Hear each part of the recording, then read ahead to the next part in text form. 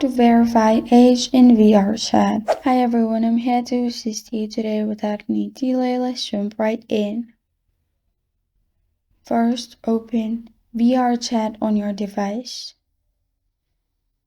You can simply log into your account.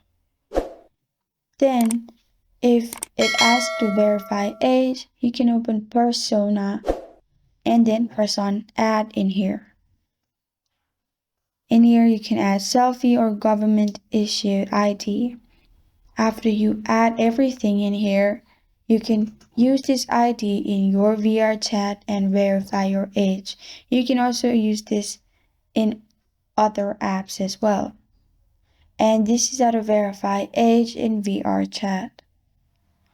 Thank you for joining me today. If this video helps you out, please leave a like and subscribe for more. Got a question or want to suggest a topic? Comment below. Thank you for watching.